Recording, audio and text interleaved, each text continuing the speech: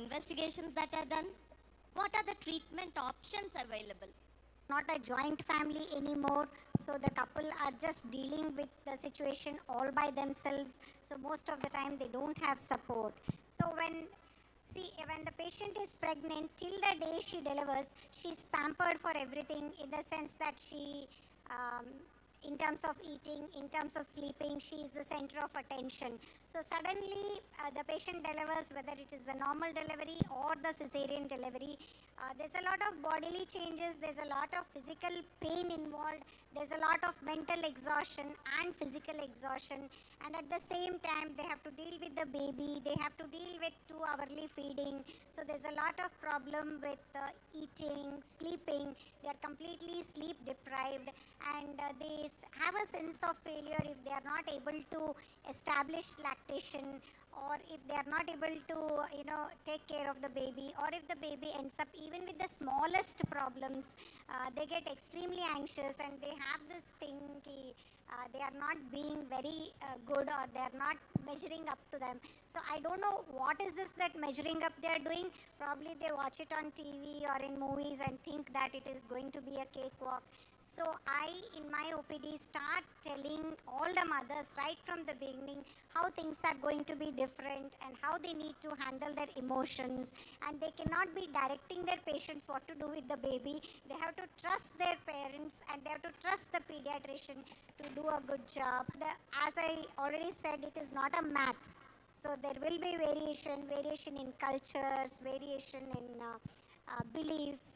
And every baby is different, and it's different in the morning, different in the evening. So we'll have to accept it slowly, allow it to be a smooth procedure, and things will start falling in place slowly.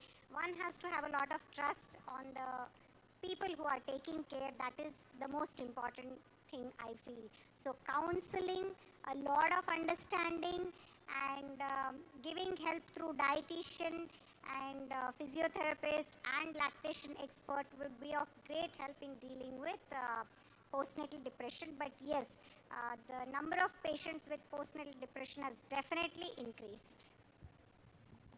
Ma'am, Hima ma'am, you have brought up a very interesting aspect of counselors.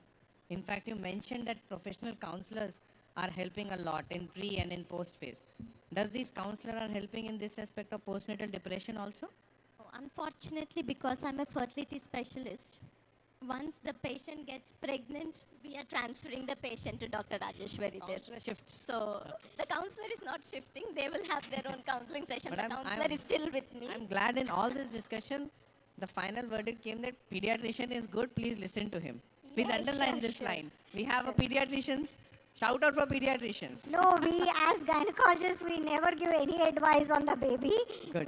Once the baby is out in the cradle, we always say, listen to your pediatrician. It's not just me, it's all gynecologists. We as pediatricians are also facing the heat because parents jump to available doodh ka dabba. As soon as mother delivers first child, they are under tremendous pressure to feed, and there is so much misinformation available, easily available. At a drop of hat, they consider themselves as not a good mother, and the cycle of depression and problem and stress starts. And ultimately, I think it's responsibility of all my pediatric friends sitting over here is to go back on the first slide of lactation, to tell them that the cycle has started and it is you only who can break that cycle. Stress is going to decrease feeding. Decreased feeding is going to add more stress. So cut it, just breathe, sleep, eat, drink, feed. Life will be more simpler. Yeah, agreed. With this, we will conclude this session, and I would like to thank all of you to be a wonderful audience. Thank you, Hima ma'am. Thank you, Rajeshwari ma'am. Thank you for... Sir, 100 of questions.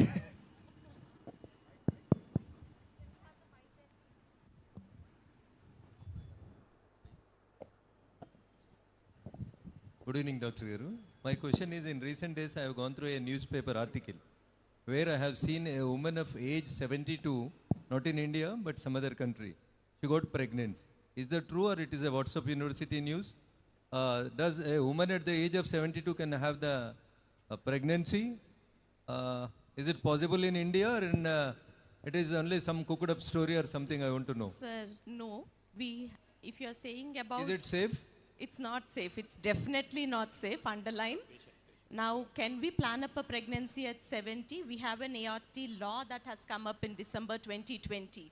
And the law clearly gives us an age limit, which says women above 50 years cannot plan a pregnancy. At least doctors cannot help them plan a pregnancy.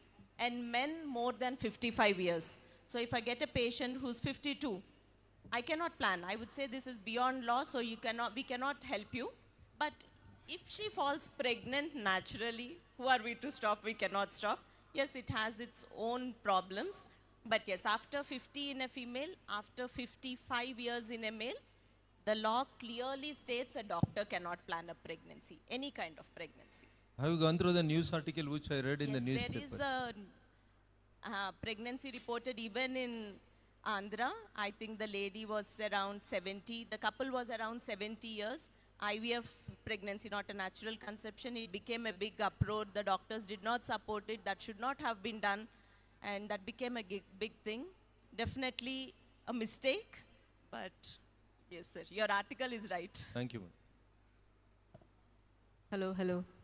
I think that was also a question that we all needed, because a lot of times we get to see all of these news and we keep wondering, so there is still time. So it's, it's not really true that people cannot conceive after 36, or if it is, just a taboo or something. I think now with the answer, we're very sure that it is not suggestible, or sometimes it's like a miracle, but something that you should not support. I think we've got the enough answers. And also I love how the debate has, covered most of the questions of our young generationing.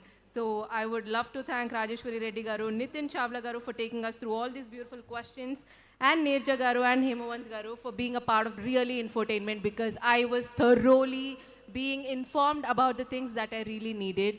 So thank you so much, all of you doctors. It was really pleasure having your seat talk. Also, I request you guys to please be seated while we felicitate you. Please be on the stage.